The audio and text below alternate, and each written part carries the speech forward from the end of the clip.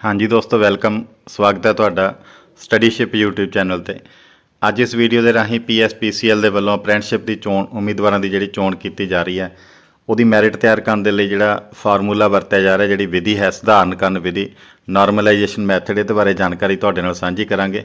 ਇਹ ਵੀਡੀਓ ਤੁਹਾਨੂੰ ਪੂਰੀ ਕਿਉਂ ਦੇਖਣੀ ਚਾਹੀਦੀ ਹੈ, ਇਹਦੇ ਵਿੱਚ ਤੁਹਾਨੂੰ ਜਾਣਕਾਰੀ ਮਿਲੇਗੀ ਕਿ ਘੱਟੋ ਘੱਟ ਪਾਸ ਅੰਕ ਕਿੰਨੇ ਚਾਹੀਦੇ ਹੈ, ਨਾਰਮਲਾਈਜੇਸ਼ਨ ਮੈਥਡ ਦੀ ਜ਼ਰੂਰਤ ਕੀ ਪਈ ਹੈ, ਕਿਉਂ ਨਾਰਮਲਾਈਜੇਸ਼ਨ ਵਿਧੀ ਹੈ ਜਿਹੜੀ ਸਧਾਰਨਕਰਨ ਵਿਧੀ ਹੈ ਉਹ ਵਰਤੀ ਜਾ ਰਹੀ ਹੈ ਇਸ ਪੇਪਰ ਦੇ ਵਿੱਚ ਫਾਈਨਲ ਮੈਰਿਟ ਤਿਆਰ ਕਰਨ ਦੇ ਲਈ, ਔਰ ਫਾਈਨਲ ਮੈਰਿਟ ਕਿਵੇਂ ਤਿਆਰ ਹੋਵੇਗੀ, ਔਰ ਇਹ ਨਾਰਮਲਾਈਜੇਸ਼ਨ ਵਿਧੀ ਹੈ ਜਿਹੜੀ ਸਧਾਰਨਕਰਨ ਮੈਥਡ ਹੈ ਇਹ ਕੀ ਹੁੰਦਾ ਹੈ, ਔਰ ਨਾਰਮਲਾਈਜੇਸ਼ਨ ਫਾਰਮੂਲਾ ਇਹਦੇ ਲਈ ਕਿਹੜਾ ਹੈ, ਮੈਥ ਦਾ ਫਾਰਮੂਲਾ, ਗਣਿਤ ਦੇ ਫਾਰਮੂਲੇ ਦੇ ਹਿਸਾਬ ਦੇ ਨਾਲ, ਸਟੈਟਿਕਸ ਦੇ ਫਾਰਮੂਲੇ ਦੇ ਹਿਸਾਬ ਦੇ ਨਾਲ ਇਹ ਜਿਹੜੀ ਫਾਈਨਲ ਮੈਰਿਟ ਤਿਆਰ ਕੀਤੀ ਜਾਣੀ, ਔਰ ਫਾਰਮੂਲਾ ਕਿਹੜਾ ਹੈ, ਕਿਹੜੇ ਸੂਤਰ ਨਾਲ ਇਹ ਤੁਹਾਡੇ ਅੰਕ ਹੈ ਜਿਹੜੇ ਫਾਈਨਲ ਅੰਕ ਤਿਆਰ ਕੀਤੇ ਜਾਣਗੇ, ਔਰ ਇਹਦੀ ਤੁਹਾਨੂੰ ਉਦਾਹਰਨ ਵੀ ਦੇ ਕੇ ਵੱਖ-ਵੱਖ ਤਰ੍ਹਾਂ ਦੇ ਜਿਹੜੇ ਅੰਕ ਨੇ ਉਹ ਕਿਵੇਂ ਤਿਆਰ ਹੋਣਗੇ ਉਹ ਸਮਝਾਉਣ ਦੀ ਕੋਸ਼ਿਸ਼ ਕੀਤੀ ਜਾਵੇਗੀ ਇਸ ਵੀਡੀਓ ਦੇ ਵਿੱਚ। ਇਸ ਤੋਂ ਬਾਅਦ ਤੁਹਾਨੂੰ ਅਖੀਰ ਦੇ ਵਿੱਚ ਇਸ ਪੂਰੇ ਪ੍ਰੋਸੈਸ ਦਾ ਸਿੱਟਾ ਜਿਹੜਾ ਹੈ, ਪੂਰੀ ਵੀਡੀਓ ਦਾ ਸਿੱਟਾ ਤੁਹਾਨੂੰ ਦੱਸਾਂਗੇ ਕਿਵੇਂ ਫਾਈਨਲ ਮੈਰਿਟ ਜਿਹੜੀ ਹੈ ਤਿਆਰ ਹੁੰਦੀ ਹੈ, ਉਹਦੇ ਪਰ ਕਿਹੜੇ ਚੀਜ਼ਾਂ ਦਾ ਜਿਹੜਾ ਅਸਰ ਪੈਂਦਾ, ਫਾਈਨਲ ਅੰਕ ਜਿਹੜੇ ਤੁਹਾਡੇ ਕੈਂਡੀਡੇਟਸ 'ਤੇ ਆਉਂਦੇ ਆ। ਸੋ ਤੁਸੀਂ ਇਸ ਨੂੰ ਬਿਨਾਂ ਸਕਿਪ ਕੀਤਿਆਂ ਜ਼ਰੂਰ ਦੇਖਣਾ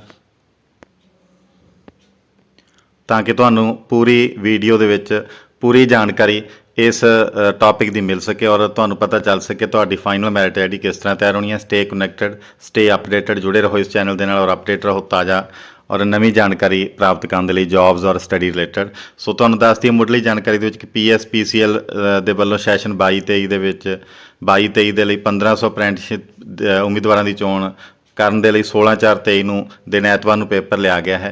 ਇਸ ਪੇਪਰ ਦੇ ਪਾਸ ਅੰਕ ਕਿੰਨੇ ਨੇ? ਘੱਟੋ ਘੱਟ 20%। ਹਰੇਕ ਉਮੀਦਵਾਰ, ਹਰੇਕ ਕੈਟੇਗਰੀ ਦੇ ਜਿਹੜੇ ਕੈਂਡੀਡੇਟਸ ਨੇ, ਜੇ ਉਹ 100 ਦੇ ਵਿੱਚੋਂ 20 ਨੰਬਰ ਲੈ ਜਾਂਦੇ ਨੇ ਤਾਂ ਉਹ ਪਾਸ ਮੰਨੇ ਜਾਣਗੇ। 20% ਜਿਹੜੀ ਪਾਸ ਪ੍ਰਤੀਸ਼ਤਤਾ ਰੱਖੀ ਗਈ ਹੈ। ਇਸ ਤੋਂ ਇਲਾਵਾ ਤੁਹਾਨੂੰ ਦੱਸ ਦਈਏ ਜੇ 2 ਜਾਂ 2 ਤੋਂ ਵੱਧ ਉਮੀਦਵਾਰਾਂ ਦੇ ਬਰਾਬਰ ਅੰਕ ਪ੍ਰਾਪਤ ਕਰਦੇ ਨੇ, ਬਰਾਬਰ ਅੰਕ ਆਉਂਦੇ ਨੇ ਤਾਂ ਵੱਧ ਉਮਰ ਦੇ ਉਮੀਦਵਾਰ ਨੂੰ ਮੈਰਿਟ ਵਿੱਚ ਉੱਪਰ ਸਥਾਨ ਦਿੱਤਾ ਜਾਵੇਗਾ। ਸੋ ਇਹ ਨੋਟ ਕਰ ਲੈਣਾ ਕਿ 2 ਜਾਂ 2 ਤੋਂ ਵੱਧ ਜਿੰਨੇ ਵੀ ਉਮੀਦਵਾਰਾਂ ਦੇ ਬਰਾਬਰ ਅੰਕ ਆ ਜਾਂਦੇ ਨੇ ਤਾਂ ਉਮਰ ਦੇ ਹਿਸਾਬ ਦੇ ਨਾਲ ਵੱਧ ਉਮਰ ਵਾਲੇ ਉਮੀਦਵਾਰ ਨੂੰ ਮੈਰਿਟ ਵਿੱਚ ਉੱਪਰ ਸਥਾਨ ਦਿੱਤਾ ਜਾਵੇਗਾ ਫਾਈਨਲ ਮੈਰਿਟ ਦੇ ਵਿੱਚ। ਸੋ ਨਾਰਮਲਾਈਜੇਸ਼ਨ ਮੈਥਡ ਜਿਹੜਾ ਵਰਤਿਆ ਜਾ ਰਿਹਾ ਇਸ ਦੀ ਫਾਈਨਲ ਮੈਰਿਟ ਤਿਆਰ ਕਰਨ ਦੇ ਲਈ ਪੇਪਰ ਦੀ, ਤਾਂ ਨਾਰਮਲਾਈਜੇਸ਼ਨ ਮੈਥਡ ਦੀ ਜ਼ਰੂਰਤ ਕੀ ਪੈਂਦੀ ਹੈ? ਜਦੋਂ ਪੇਪਰ ਇੱਕ ਤੋਂ ਵੱਧ ਸ਼ਿਫਟਾਂ ਦੇ ਵਿੱਚ ਕਰਵਾਇਆ ਜਾਂਦਾ ਹੈ ਤਾਂ ਨਾਰਮਲਾਈਜੇਸ਼ਨ ਮੈਥਡ ਦੇ ਰਾਹੀਂ ਫਾਈਨਲ ਮੈਰਿਟ ਬਣਾਈ ਜਾਂਦੀ ਹੈ। ਸ਼ਿਫਟਾਂ ਦੇ ਮੁਸ਼ਕਲ ਪੱਧਰ ਦੇ ਵਿੱਚ ਅੰਤਰ ਦੇ ਪ੍ਰਭਾਵਾਂ ਨੂੰ ਖਤਮ ਕਰਨ ਦੇ ਲਈ, ਤਾਂ ਕਿ ਕੋਈ ਕੈਂਡੀਡੇਟਸ ਇਹ ਨਾ ਕਹਿਣ ਕਿ ਸਾਡੇ ਵਾਲੀ ਸ਼ਿਫਟ ਦੇ ਵਿੱਚ ਪੇਪਰ ਸੀ ਜਿਹੜਾ ਟਫ ਸੀ, ਜ਼ਿਆਦਾ ਔਖਾ ਸੀ, ਔਰ ਬਾਕੀ ਸ਼ਿਫਟਾਂ ਦੇ ਵਿੱਚ ਸੌਖਾ ਸੀ, ਤਾਂ ਕਰਕੇ ਸਾਡੇ ਜਿਹੜੇ ਔਖਾ ਪੇਪਰ ਹੋਣ ਕਰਕੇ ਨੰਬਰ ਘੱਟ ਆਇਆ, ਬਾਕੀਆਂ ਦੇ ਜ਼ਿਆਦਾ ਆਇਆ। ਸੋ ਇਹਨੂੰ ਬਰਾਬਰ ਕਰਨ ਦੇ ਲਈ, ਨਾਰਮਲਾਈਜ਼ ਕਰਨ ਦੇ ਲਈ ਸਧਾਰਨਕਰਨ ਤਰੀਕਾ ਜਿਹੜਾ ਹੈ, ਸਧਾਰਨਕਰਨ ਤਰੀਕਾ ਜਾਂ ਵਿਧੀ ਅਪਣਾਈ ਜਾਂਦੀ ਹੈ, ਜਿਹੜਾ ਮੁਸ਼ਕਲ ਦੇ ਪੱਧਰ ਨੂੰ, ਜਿਹੜਾ ਅੰਤਰ ਪ੍ਰਭਾਵ ਨੂੰ, ਮੁਸ਼ਕਲ ਦੇ ਪੱਧਰ ਦੇ ਅੰਤਰ ਦੇ ਪ੍ਰਭਾਵ ਨੂੰ ਖਤਮ ਕਰਨ ਦੇ ਲਈ ਫਾਈਨਲ ਮੈਰਿਟ ਹੈ ਜਿਹੜੀ ਉਹ ਨਾਰਮਲਾਈਜੇਸ਼ਨ ਮੈਥਡ ਦੇ ਨਾਲ ਹੀ ਬਣੇਗੀ, ਕਿਉਂਕਿ 3 ਸ਼ਿਫਟਾਂ ਦੇ ਵਿੱਚ ਪੇਪਰ ਕਰਵਾਇਆ ਗਿਆ 16/4/23 ਨੂੰ ਜਿਹੜਾ PSPCL ਦੇ ਵੱਲੋਂ। ਸੋ ਫਾਈਨਲ ਮੈਰਿਟ ਸੂਚੀ ਵਿੱਚ ਜਿਹੜੇ ਦਰਜ ਅੰਕ ਹੈ ਸਧਾਰਨ ਅੰਕਾਂ ਨਾਲੋਂ ਵੱਖਰੇ ਹੋ ਸਕਦੇ ਆ। ਇਹ ਉਮੀਦਵਾਰ ਸਾਰੇ ਨੋਟ ਕਰ ਲੈਣ। ਜੇ ਤੁਸੀਂ ਆਪਣੀ ਅਸੈਸਮੈਂਟ ਕੀਤੀ ਹੈ ਪੇਪਰ ਤੋਂ ਬਾਅਦ, ਜੇ ਤੁਸੀਂ ਆਪਣਾ ਅੰਦਾਜ਼ਾ ਲਾਇਆ ਕਿ ਤੁਹਾਡੇ 100 ਦੇ ਵਿੱਚੋਂ 65 ਨੰਬਰ ਆਉਣਗੇ, ਤਾਂ ਜ਼ਰੂਰੀ ਨਹੀਂ ਕਿ ਤੁਹਾਡੇ 65 ਨੰਬਰ ਹੀ ਆਉਣਗੇ, ਉਹ ਵੱਧ ਜਾਂ ਘੱਟ ਹੋ ਸਕਦੇ ਆ, ਕਿਉਂਕਿ ਉਹ ਨਾਰਮਲਾਈਜੇਸ਼ਨ ਮੈਥਡ ਦੇ ਹਿਸਾਬ ਨਾਲ ਮੈਰਿਟ ਬਣੇਗੀ। ਨਾਰਮਲਾਈਜੇਸ਼ਨ ਮੈਥਡ ਦੇ ਹਿਸਾਬ ਨਾਲ ਜਿਹੜੇ ਫਾਈਨਲ ਸੂਚੀ ਦੇ ਵਿੱਚ ਅੰਕ ਨੇ ਉਹ ਵੱਧ ਜਾਂ ਘੱਟ ਸਕਦੇ ਆ। ਸੋ ਇਹਦੀ ਪੂਰੀ ਡਿਟੇਲ ਤੁਹਾਨੂੰ ਦੱਸਾਂਗੇ। ਨਾਰਮਲਾਈਜੇਸ਼ਨ ਮੈਥਡ ਹੁੰਦਾ ਕੀ ਹੈ? ਨਾਰਮਲਾਈਜੇਸ਼ਨ ਮੈਥਡ ਇੱਕ ਵਿਧੀ ਹੈ, ਇੱਕ ਸਟੈਟਿਕਸ ਦਾ ਫਾਰਮੂਲਾ ਹੈ ਜਿਹਦੇ ਤਹਿਤ ਇਹ ਸਾਰੇ ਅੰਕਾਂ ਨੂੰ ਫਾਈਨਲ ਤਿਆਰ ਕੀਤਾ ਜਾਂਦਾ ਹੈ, ਔਰ ਇਹਦੇ ਵਿੱਚ ਵੱਖ-ਵੱਖ ਪੈਰਾਮੀਟਰ ਨੇ, ਜਿਹੜੇ ਵੱਖ-ਵੱਖ ਚੀਜ਼ਾਂ ਨੇ ਉਹ ਤੁਸੀਂ ਇੱਥੇ ਦੇਖ ਸਕਦੇ ਹੋ ਕਿ ਕਿਹੜੀਆਂ-ਕਿਹੜੀਆਂ ਕੈਲਕੂਲੇਟ ਕੀਤੀਆਂ ਜਾਂਦੀਆਂ ਨੇ। ਹਰੇਕ ਕੈਂਡੀਡੇਟ ਦੇ ਜਿਹੜੇ ਨਾਰਮਲਾਈਜ਼ਡ ਅੰਕ ਨੇ ਉਹ ਕੈਲਕੂਲੇਟ ਕਰਨ ਦੇ ਲਈ, ਹਰੇਕ ਸ਼ਿਫਟ ਦੇ ਕੈਂਡੀਡੇਟ ਦੇ ਜਿਹੜੇ ਪੇਪਰ ਦੇ ਵਿੱਚੋਂ ਕਿੰਨੇ ਅੰਕ ਪ੍ਰਾਪਤ ਹੋਏ ਉਹ ਪ੍ਰਾਪਤ ਕਰਨ ਦੇ ਲਈ ਇਹ ਕੁਝ ਜਿਹੜਾ ਹੈ ਕੈਲਕੂਲੇਟ ਕੀਤਾ ਜਾਂਦਾ, ਪਤਾ ਹੋਣਾ ਚਾਹੀਦਾ।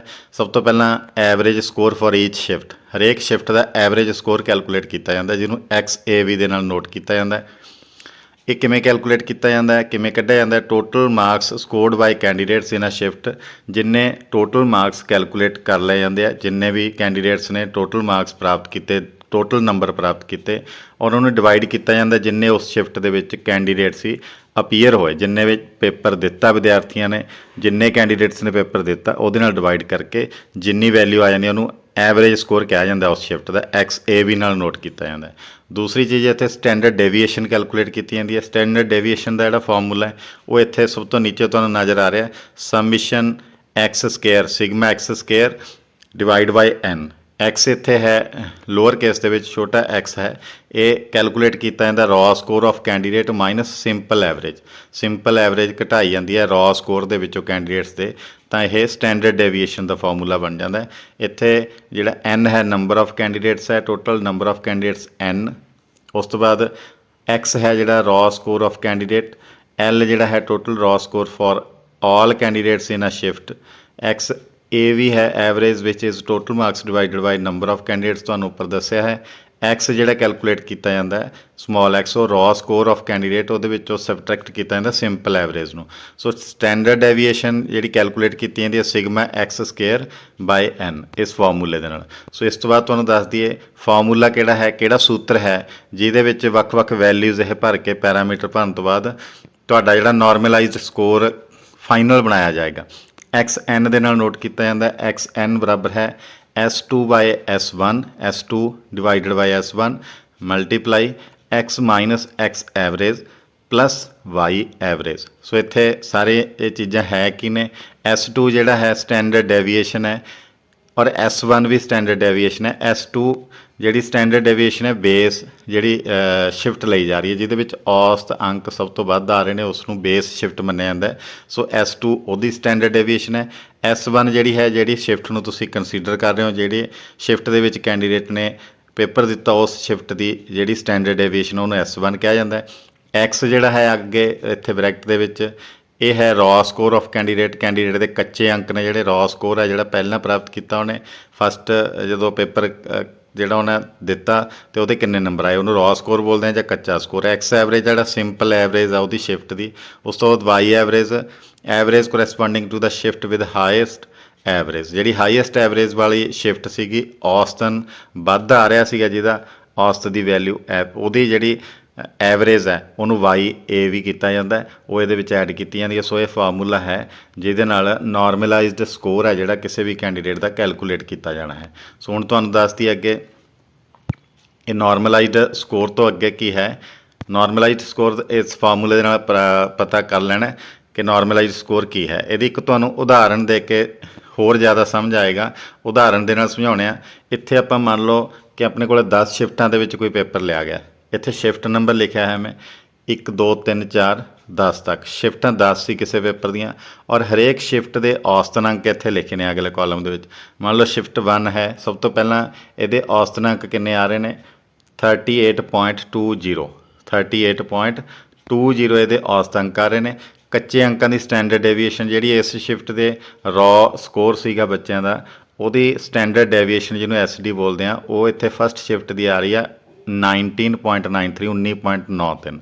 ਇਸੇ ਤਰ੍ਹਾਂ ਦੂਜੀ ਸ਼ਿਫਟ ਦਾ ਜਿਹੜਾ ਔਸਤਨ ਅੰਕ ਨੇ 26.62 ਔਰ ਇਹਦੀ ਸਟੈਂਡਰਡ ਡੇਵੀਏਸ਼ਨ ਆ ਰਹੀ ਹੈ ਕੱਚੇ ਅੰਕਾਂ ਦੀ 14.75। ਇਹ ਪਹਿਲਾਂ ਹੀ ਕੈਲਕੂਲੇਟ ਕਰਕੇ ਸਿੱਧੀ ਭਰ ਦਿੱਤੀ ਹੈ ਤਾਂ ਕਿ ਤੁਹਾਨੂੰ ਸਮਝਾਉਣ ਦੇ ਵਿੱਚ ਜ਼ਿਆਦਾ ਟਾਈਮ ਨਾ ਲੱਗੇ ਜਾਂ ਸਮਝਣ ਦੇ ਵਿੱਚ ਤੁਸੀਂ ਇਹ ਸਮਝ ਲੈਣਾ ਕਿ ਸ਼ਿਫਟਾਂ ਇੱਥੇ ਦਿੱਤੀਆਂ ਨੇ, ਹਰੇਕ ਸ਼ਿਫਟ ਦੇ ਔਸਤ ਅੰਕ ਦਿੱਤੇ ਨੇ, ਹਰੇਕ ਸ਼ਿਫਟ ਦੀ ਸਟੈਂਡਰਡ ਡੇਵੀਏਸ਼ਨ ਇੱਥੇ ਦਿੱਤੀ ਹੈ। ਹੁਣ ਆਪਾਂ ਇਹਨਾਂ ਨੂੰ ਫਾਰਮੂਲੇ ਦੇ ਵਿੱਚ ਭਰ ਕੇ ਕਿਸੇ ਵੀ ਤਰੀਕੇ ਜਿਹੜਾ ਉਹ ਪਿੱਛੇ ਤਰੀਕਾ ਦਿੱਤਾ ਉਹਦੇ ਨਾਲ ਆਪਾਂ ਕੈਲਕੂਲੇਸ਼ਨ ਕਰਕੇ ਦੇਖਾਂਗੇ। ਸੋ ਸ਼ਿਫਟ ਨੰਬਰ 7 ਨੂੰ ਕੱਚੇ ਅੰਕਾਂ ਦੇ ਮਾਧਮਾਂ ਦੇ ਆਧਾਰ 'ਤੇ ਆਧਾਰ ਸ਼ਿਫਟ ਵਜੋਂ ਲਿਆ ਜਾਂਦਾ ਹੈ, ਜੋ ਕਿ ਸ਼ਿਫਟਾਂ ਦੇ ਵਿੱਚ ਸਭ ਤੋਂ ਵੱਧ ਔਸਤ ਵਾਲੀ ਹੈ। ਸੋ ਆਪਾਂ ਨੂੰ ਇੱਥੇ ਪਤਾ ਲੱਗ ਰਿਹਾ ਸਾਰੇ ਇਹਨਾਂ ਦੀ ਔਸਤ ਅੰਕ ਦੇਖ ਕੇ ਔਰ ਇਹਨਾਂ ਦੇ ਕੱਚੇ ਅੰਕਾਂ ਦੀ ਸਟੈਂਡਰਡ ਡੇਵੀਏਸ਼ਨ ਤੋਂ ਪਤਾ ਲੱਗ ਰਿਹਾ ਕਿ 7 ਨੰਬਰ 'ਤੇ ਜਿਹੜੀ ਸ਼ਿਫਟ ਹੈ ਇਹਦੇ ਵਿੱਚ ਸਭ ਤੋਂ ਵੱਧ ਔਸਤ ਆ ਰਹੀ ਹੈ ਔਰ ਸਭ ਤੋਂ ਜ਼ਿਆਦਾ ਜਿਹੜੀ ਇਹਦੇ ਵਿੱਚ ਔਸਤ ਵਾਲੀ ਦੇ ਸਾਹਮਣੇ ਕੱਚੇ ਅੰਕਾਂ ਦੀ ਸਟੈਂਡਰਡ ਡੇਵੀਏਸ਼ਨ ਫਿਰ ਆਪਾਂ ਇਹੀ ਲਵਾਂਗੇ 18.32। ਔਸਤ ਜਿਹਦੀ ਜ਼ਿਆਦਾ ਆ ਰਹੀ ਹੈ ਉਹਨੂੰ ਬੇਸ ਸ਼ਿਫਟ ਮੰਨ ਲੈਣਾ। ਸੋ ਆਪਾਂ ਇੱਥੇ ਬੇਸ ਸ਼ਿਫਟ ਆਧਾਰ ਸ਼ਿਫਟ ਜਿਹੜਾ ਆਧਾਰ ਲੈ ਕੇ ਚੱਲਾਂਗੇ 7 ਨੰਬਰ ਸ਼ਿਫਟ ਨੂੰ ਲੈ ਕੇ ਚੱਲਾਂਗੇ। ਸੋ ਆਪਾਂ ਹੁਣ ਕੀ ਕਰਨਾ ਹੈ, ਸ਼ਿਫਟ 6 ਦੇ ਉਮੀਦਵਾਰ ਦੇ ਕੱਚੇ ਅੰਕ 90 ਮੰਨ ਲੈਣੇ ਨੇ। ਸੋ ਮੰਨ ਲਓ ਤੁਸੀਂ ਸ਼ਿਫਟ ਨੰਬਰ 6 ਦੇ ਵਿੱਚ ਕਿਸੇ ਵੀ ਉਮੀਦਵਾਰ ਦੇ ਕਿਸੇ ਵਿਦਿਆਰਥੀ ਦੇ ਜਿਹੜੇ ਆਪਣੇ ਪੇਪਰ ਕਰਨ ਤੋਂ ਬਾਅਦ ਆਪਣੇ ਨੰਬਰ ਆਏ ਉਹ 90 ਆ ਗਏ ਹੈ, ਤਾਂ ਇੱਥੇ S2 ਕਿੰਨਾ ਹੋਵੇਗਾ, ਸਟੈਂਡਰਡ ਡੇਵੀਏਸ਼ਨ ਕਿੰਨੀ ਆਏਗੀ ਸ਼ਿਫਟ ਦੀ, ਆਧਾਰ ਸ਼ਿਫਟ ਦੀ 18.32 ਆ ਰਹੀ ਹੈ। S1 ਕਿੰਨੀ ਹੋਏਗੀ 15.82 ਆ ਰਹੀ ਹੈ ਇਸ ਸ਼ਿਫਟ ਦੀ, 6 ਨੰਬਰ ਸ਼ਿਫਟ ਦੀ। S1 ਆਪਾਂ ਸਟੈਂਡਰਡ ਡੇਵੀਏਸ਼ਨ ਲੈ ਲਈ। ਐਕਸ ਐਵਰੇਜ ਇਹਦਾ ਕਿੰਨਾ ਆ ਰਿਹਾ, ਔਸਤ ਕਿੰਨਾ ਆ ਰਿਹਾ ਇਹਦੇ ਸਾਹਮਣੇ 32.05 32.5 ਆ ਰਿਹਾ, वाई एवरेज 38.32 ਔਰ ਆਪਾਂ ਨੇ ਮੰਨਿਆ ਕਿ ਕੱਚੇ ਅੰਕ ਵਿਦਿਆਰਥੀ ਦੇ ਨੇ 90। ਇੱਥੋਂ ਆਪਾਂ ਨੇ ਡਾਟਾ ਲਿਆ ਇਸੇ ਟੇਬਲ ਦੇ ਵਿੱਚੋਂ ਐਕਸ ਐਵਰੇਜ ਵਾਈ ਐਵਰੇਜ 6ਵੀਂ ਸ਼ਿਫਟ ਦਾ ਐਕਸ ਐਵਰੇਜ ਕਿੰਨਾ 32.05 ਇਹ ਲਿਖ ਲਿਆ ਔਰ ਡੈਵੀਏਸ਼ਨ ਕਿੰਨੀ ਹੈ ਸਟੈਂਡਰਡ ਡੈਵੀਏਸ਼ਨ 15.82 ਇਹ ਆਪਾਂ ਅੱਗੇ ਇੱਥੇ ਲਿਖ ਲਈ ਆਪਣੇ ਕੋਲ ਨੋਟ ਕਰ ਲਈ ਹੈ। ਸੋ ਇਸ ਤੋਂ ਬਾਅਦ ਤੁਹਾਨੂੰ ਦੱਸ ਦਈਏ ਕਿ ਜਿਹੜੀ ਫਾਰਮੂਲੇ ਦੇ ਵਿੱਚ ਆਪਾਂ ਇਹ ਸਾਰੀਆਂ ਜਿਹੜੀਆਂ ਵੈਲਿਊਜ਼ ਨੇ ਉਹ ਪੁੱਟ ਕਰਾਂਗੇ ਔਰ ਇਹ ਵੈਲਿਊਜ਼ ਪੁੱਟ ਕਰਨ ਤੋਂ ਬਾਅਦ ਆਪਣੇ ਕੋਲ ਕੈਲਕੂਲੇਸ਼ਨ ਕਰਕੇ 105.43 ਜਿਹੜਾ ਫਾਈਨਲ ਸਕੋਰ ਆ ਰਿਹਾ ਵਿਦਿਆਰਥੀ ਦਾ ਪਹਿਲਾਂ ਕੱਚੇ ਅੰਕ 90 ਸੀ ਹੁਣ 105.43 ਕੱਚੇ ਸਕੋਰ ਨਾਲ ਜਿਹੜੇ ਸਧਾਰਨ ਸਕੋਰ ਹੈ ਫਾਰਮੂਲਾ ਲਾ ਕੇ ਸਕੋਰ ਹੈ ਉਹ ਕੁਝ ਵਧਿਆ। ਸੋ ਇੱਥੇ ਵੱਧ ਆ ਰਹੇ ਨੇ ਅੰਕ। ਵਿੱਚ ਕਿਹੜੀਆਂ ਕੀਮਤਾਂ ਭਰੀਆਂ ਆਪਾਂ ਸਭ ਤੋਂ ਪਹਿਲਾਂ S2 ਡਿਵਾਈਡਡ ਬਾਈ S1 ਇੱਥੇ S2 ਆਪਾਂ ਲਿਆ ਸੀ 18.32 ਔਰ S2 ਜਿਹੜਾ ਹੈ ਬੇਸ ਸ਼ਿਫਟ ਦਾ ਜਿਹੜੀ ਡੈਵੀਏਸ਼ਨ ਹੈ ਸਟੈਂਡਰਡ ਡੈਵੀਏਸ਼ਨ S1 ਜਿਹੜੀ ਹੈ ਉਹ ਹੈ 15.82 15.82 ਜਿਹੜੀ ਸਟੈਂਡਰਡ ਡੈਵੀਏਸ਼ਨ ਹੈ ਉਹ 6 ਨੰਬਰ ਸ਼ਿਫਟ ਦੀ ਹੈ ਜਿਹਨੂੰ ਆਪਾਂ ਸਕੋਰ ਕੱਢ ਰਹੇ ਹਾਂ ਜਿਹਦੇ ਲਈ ਜਿਹਦਾ ਨਾਰਮਲਾਈਜ਼ ਕਰ ਰਹੇ ਹਾਂ ਸਕੋਰ। ਉਸ ਤੋਂ ਬਾਅਦ X ਜਿਹੜਾ ਹੈ ਕੱਚੇ ਅੰਕ ਨੇ ਮਾਈਨਸ X ਐਵਰੇਜ ਜਿਹੜਾ ਹੈ 32.05 32.05 6 ਨੰਬਰ ਸ਼ਿਫਟ ਦੇ ਜਿਹੜੇ ਔਸਤ ਅੰਕ ਨੇ ਉਹ ਆਪਾਂ ਇੱਥੇ ਲਿਖ ਲਿਆ। ਅੱਗੇ ਵਾਈ ਐਵਰੇਜ ਆਪਾਂ ਲਿਖਦੇ ਹਾਂ 38.32 7 ਨੰਬਰ ਸ਼ਿਫਟ ਦੀ ਜਿਹੜੀ ਵੀ ਔਸਤਨ ਅੰਕ ਨੇ ਉਹ ਆਪਾਂ ਇੱਥੇ ਲਿਖ ਲਏ ਆ। ਸੋ ਇਸ ਤੋਂ ਬਾਅਦ ਆਪਾਂ ਨੇ ਕੈਲਕੂਲੇਸ਼ਨ ਕੀਤੀ ਤਾਂ 105.43 ਇਹਦੇ ਅੰਕ ਆ ਰਹੇ ਜਿਹੜੇ ਵੱਧ ਆ ਰਹੇ ਨਾਰਮਲ ਤੋਂ। ਹੁਣ ਅਗਲੀ ਉਦਾਹਰਨ ਦੇ ਵਿੱਚ ਉਦਾਹਰਨ 2 ਤੁਹਾਨੂੰ ਦੱਸ ਰਿਹਾ ਸਿਰਫ ਆਪਾਂ ਨੇ ਇੱਥੇ ਸ਼ਿਫਟ ਉਹੀ ਰੱਖੀ ਹੈ ਕੱਚੇ ਅੰਕ ਹੈ ਜਿਹੜੇ ਕਿਸੇ ਵੀ ਵਿਦਿਆਰਥੀ ਦੇ ਕਿਸੇ ਹੋਰ ਵਿਦਿਆਰਥੀ ਦੇ ਮੰਨ ਲਏ ਵੀ 45 ਆਏ ਆ ਤਾਂ ਉੱਥੇ ਆਪਾਂ ਕੋਲ ਬਾਕੀ ਚੀਜ਼ਾਂ ਸੇਮ ਰਹਿਣਗੀਆਂ S2 ਵੀ ਉਹੀ ਰਹੇਗਾ ਪਹਿਲਾਂ ਵਾਲੀ ਉਦਾਹਰਨ ਵਾਲਾ S1 ਵੀ ਉਹੀ ਰਹੇਗੀ ਵੈਲਿਊ X ਐਵਰੇਜ ਵੀ ਉਹੀ ਰਹੇਗਾ Y ਐਵਰੇਜ ਜਿਹੜਾ ਸ਼ਿਫਟ ਨੰਬਰ 7 ਹੈ ਜਿਹਦੇ ਵਿੱਚ ਵੱਧ ਔਸਤਨ ਆ ਰਹੀ ਸੀ ਉਹਦਾ ਐਵਰੇਜ ਉਹ ਵੀ ਉਹੀ ਰਹੇਗਾ ਤਾਂ X ਸਿਰਫ ਚੇਂਜ ਹੋ ਜਾਏਗਾ ਇੱਥੇ ਵੈਲਿਊ 45 ਆ ਜਾਏਗਾ। ਤਾਂ ਆਪਾਂ ਜਦੋਂ ਆਪਾਂ 90 ਦੀ ਜਗ੍ਹਾ 'ਤੇ 45 ਨਾਲ ਕੈਲਕੂਲੇਸ਼ਨ ਕਰਾਂਗੇ ਤਾਂ 90 ਦੀ ਜਗ੍ਹਾ 'ਤੇ ਇੱਥੇ 45 ਪੁੱਟ ਕੀਤੀ ਵੈਲਿਊ X ਦੀ ਬਾਕੀ ਸਾਰੀਆਂ ਕੀਮਤਾਂ ਉਹੀ ਰੱਖੀਆਂ ਤਾਂ ਆਪਣੇ ਕੋਲ ਕੱਚੇ ਸਕੋਰ ਨਾਲੋਂ ਸਧਾਰਨ ਸਕੋਰ ਜਿਹੜਾ ਵੱਧ ਆ ਰਿਹਾ 45 ਦੀ ਜਗ੍ਹਾ 'ਤੇ ਜਿਹੜਾ ਫਾਈਨਲ ਸਕੋਰ ਬਣ ਕੇ ਆ ਰਿਹਾ ਮੈਰਿਟ ਦੇ ਵਿੱਚ ਵਿਦਿਆਰਥੀ ਦਾ 53.31 53.31 ਆ ਰਿਹਾ ਜਿਹੜਾ ਕਿ ਪਹਿਲਾਂ ਵਾਲੇ ਸਕੋਰ ਤੋਂ ਕੱਚੇ ਸਕੋਰ ਤੋਂ ਜ਼ਿਆਦਾ ਆ ਰਿਹਾ। ਹੁਣ ਆਪਾਂ ਇੱਕ ਹੋਰ ਉਦਾਹਰਨ ਦੇ ਵਿੱਚ ਤੁਹਾਨੂੰ ਦੱਸਾਂਗੇ ਸ਼ਿਫਟ ਆਪਾਂ ਚੇਂਜ ਕਰ ਲਈਏ ਜੇ ਮੰਨ ਲਓ ਪਹਿਲੀ ਸ਼ਿਫਟ ਦੇ ਵਿੱਚ ਕਿਸੇ ਵਿਦਿਆਰਥੀ ਦੇ ਕਿਸੇ ਉਮੀਦਵਾਰ ਦੇ 55 ਅੰਕ ਆਏ ਨੇ ਤਾਂ ਆਪਣੇ ਕੋਲ ਸਟੈਂਡਰਡ ਡੈਵੀਏਸ਼ਨ ਕੀ ਹੋ ਜਾਏਗੀ S2 18.32 S1 ਇੱਥੇ ਕੀ ਹੋ ਜਾਏਗਾ 19.93 ਕੀ ਹੈ ਪਹਿਲੀ ਸ਼ਿਫਟ ਦੀ ਸਟੈਂਡਰਡ ਡੈਵੀਏਸ਼ਨ ਹੈ ਜਿਹੜੀ ਕਿ ਆਪਾਂ ਪਿੱਛੇ ਟੇਬਲ ਜਦੋਂ ਤੁਸੀਂ ਦੇਖੋਗੇ ਸਟੈਂਡਰਡ ਡੈਵੀਏਸ਼ਨ ਪਹਿਲੇ ਨੰਬਰ ਤੇ ਜਿਹੜੀ ਆ ਰਹੀ ਹੈ ਉਹ ਇੱਥੇ ਕੀਮਤ ਭਰਨੀ ਹੈ। X ਐਵਰੇਜ ਜਿਹੜੀ ਹੈ 38.20 ਆ ਜਾਏਗੀ ਜਿਹੜਾ ਔਸਤਨ ਹੈ ਜਿਹੜੀ ਸ਼ਿਫਟ ਦੀ ਆਪਾਂ ਕੈਲਕੂਲੇਸ਼ਨ ਕਰ ਰਹੇ ਹਾਂ ਸ਼ਿਫਟ ਬਣਦੀ ਉਹਦੀ ਜਿਹੜੀ ਔਸਤ ਕੀਮਤ ਆ ਰਹੀ ਹੈ ਅੰਕਾਂ ਦੀ ਉਹ ਹੈ 38.20 ਉਹਦੀ ਔਸਤ ਆ ਗਈ ਹੈ। ਉਸ ਤੋਂ ਬਾਅਦ ਅੱਗੇ ਆਪਾਂ ਭਰ ਰਹੇ ਹਾਂ ਵਾਈ ਐਵਰੇਜ ਜਿਹਨੂੰ ਆਪਾਂ ਬੇਸ ਲੈ ਕੇ ਚੱਲ ਰਹੇ ਹਾਂ ਉਹ ਬੇਸ ਦੀ ਔਸਤ ਕੀਮਤ ਕਿੰਨੀ ਹੈ 38.32 38.32 ਤੇ X ਕੱਚੇ ਅੰਕਾਂ ਦੀ ਕੀਮਤ ਆਪਾਂ ਕਿੰਨੀ ਮੰਨੀ ਹੈ ਇਸ ਸ਼ਿਫਟ ਦੇ ਵਿੱਚ 55 ਆਇਆ ਜਿਹੜਾ ਰॉ ਸਕੋਰ ਆਇਆ ਵਿਦਿਆਰਥੀ ਦਾ ਆਪਣੀ ਅਟੈਂਪਟ ਕਰਨ ਤੋਂ ਬਾਅਦ। ਸੋ ਇੱਥੇ ਆਪਾਂ ਇਹ ਸਾਰੀਆਂ ਕੀਮਤਾਂ ਜਦੋਂ ਭਰਾਂਗੇ ਫਾਰਮੂਲੇ ਦੇ ਵਿੱਚ ਇਸ ਨੂੰ ਜ਼ੂਮ ਕਰਕੇ ਤੁਸੀਂ ਦੇਖ ਸਕਦੇ ਹੋ XN ਬਰਾਬਰ S2/S1 ਗੁਣਾ X minus X average plus Y average ਇਹਦੇ ਵਿੱਚ ਆਪਾਂ ਇਹ ਸਾਰੀਆਂ ਕੀਮਤਾਂ ਭਰੀਆਂ ਤਾਂ ਤੁਹਾਡੇ ਕੋਲ ਕੱਚੇ ਸਕੋਰ ਦੀ ਜਿਹੜੀ ਕੀਮਤ ਹੈ ਕੱਚੇ ਸਕੋਰ ਨਾਲੋਂ ਜਿਹੜੀ ਇਹ ਨਾਰਮਲਾਈਜ਼ ਕੀਤੇ ਸਕੋਰ ਦੀ ਫਾਈਨਲ ਮੈਰਿਟ ਦੇ ਵਿੱਚ ਭਰਨ ਲਈ ਸਕੋਰ ਦੀ ਕੀਮਤ ਹੈ ਉਹ 53.76 ਹੈ ਇੱਥੇ ਘੱਟ ਆ ਰਹੀ ਹੈ। ਪਹਿਲਾਂ 55 ਆਪਾਂ ਨੇ ਕੰਸੀਡਰ ਕੀਤੇ 55 ਮੰਨੇ ਸੀ ਸ਼ਿਫਟ ਬਣਦੇ ਕਿਸੇ ਉਮੀਦਵਾਰ ਦੇ ਕੱਚੇ ਅੰਕ ਤਾਂ 55 ਨਾਲੋਂ ਇੱਥੇ ਘੱਟ ਆ ਰਿਹਾ। ਸੋ ਇਸ ਤਰ੍ਹਾਂ ਦੀਆਂ ਐਗਜ਼ਾਮਪਲਸ ਤੁਸੀਂ ਹੋਰ ਕਰਕੇ ਦੇਖ ਸਕਦੇ ਹੋ ਤਾਂ ਕਿ ਤੁਹਾਨੂੰ ਹੋਰ ਜ਼ਿਆਦਾ ਸਮਝ ਲੱਗੇ। ਇਸ ਸਾਰੇ ਚੀਜ਼ ਦਾ ਆਪਾਂ ਸਾਰੇ ਫਾਰਮੂਲੇ ਦਾ ਆਪਾਂ ਨਿਚੋੜ ਕੇ ਕੱਢਦੇ ਹਾਂ। ਹੁਣ ਤੁਹਾਨੂੰ ਦੱਸ ਦਈਏ ਕਿ ਹਰੇਕ ਉਮੀਦਵਾਰ ਦੇ ਕੱਚੇ ਅੰਕ ਆ ਜਿਹੜੇ ਵੱਖ-ਵੱਖ ਹੋਣ ਕਰਕੇ ਫਾਈਨਲ ਅੰਕ ਵੱਧ ਘੱਟ ਵੱਖਰੇ ਇੱਕ ਦੂਜੇ ਨਾਲ ਹੋਣਗੇ ਕਿਉਂਕਿ ਹਰੇਕ ਵਿਦਿਆਰਥੀ ਦੇ ਕੱਚੇ ਅੰਕ ਨੇ ਜਿਹੜੇ ਉਹ ਫਾਰਮੂਲੇ ਦੇ ਵਿੱਚ ਲਏ ਜਾਂਦੇ ਨੇ। ਕੱਚੇ ਅੰਕ ਦੀ ਜਿਹੜੀ ਐਵਰੇਜ ਆ ਉਹ ਲਈ ਜਾਂਦੀ ਹੈ। ਸੋ ਕੱਚੇ ਅੰਕ ਜੇ ਕਿਸੇ ਦੇ ਵੱਧ ਜਾਂ ਘੱਟ ਨੇ ਰॉ ਸਕੋਰ ਜਿਹੜਾ ਫਸਟ ਅਟੈਂਪਟ ਦੇ ਵਿੱਚ ਤੁਹਾਡਾ ਤੁਸੀਂ ਮੰਨ ਕੇ ਚੱਲਦੇ ਹੋ ਕਿ ਮੈਂ 65 ਕੁਐਸਚਨ ਸਹੀ ਕੀਤੇ ਮੇਰੇ 65 ਆਉਣਗੇ ਉਹ ਤੁਹਾਡੇ ਕੱਚੇ ਅੰਕ ਮੰਨੇ ਜਾਂਦੇ ਨੇ। ਸੋ ਕੱਚੇ ਅੰਕ ਵੱਧ ਘੱਟ ਹੋਣਗੇ ਹਰੇਕ ਵਿਦਿਆਰਥੀ ਦੇ। ਸੋ ਫਾਰਮੂਲੇ ਦੇ ਵਿੱਚ ਵੀ ਵੱਧ ਘੱਟ ਲੱਗਣਗੇ ਤਾਂ ਵੱਧ ਘੱਟ ਉਹਦੀ ਕੀਮਤ ਆਏਗੀ ਫਾਰਮੂਲੇ ਦੇ ਰਿਜ਼ਲਟ ਦੀ ਤਾਂ ਉਹਦੇ ਅਕੋਰਡਿੰਗਲੀ ਫਿਰ ਉਹਦੇ ਅਨੁਸਾਰ ਹਰੇਕ ਉਮੀਦਵਾਰ ਦੇ ਜਿਹੜੇ ਫੇਅਰ ਅੰਕ ਬਣਨਗੇ, ਜਿਹੜੀ ਫਾਈਨਲ ਮੈਰਿਟ ਦੇ ਵਿੱਚ ਬਣਨਗੇ, ਉਹ ਵੱਧ ਘੱਟ ਹੋਣਗੇ। ਉਸ ਤੋਂ ਬਾਅਦ ਤੁਹਾਨੂੰ ਇੱਕ ਦੱਸ ਦਈਏ ਕਿ ਇੱਕੋ ਸ਼ਿਫਟ ਦੇ ਕਿਸੇ ਇੱਕ ਉਮੀਦਵਾਰ ਦੇ ਅੰਕ ਵੱਧ ਸਕਦੇ ਹਨ, ਜਦੋਂ ਕਿ ਦੂਜੇ ਦੇ ਘੱਟ ਸਕਦੇ ਹਨ।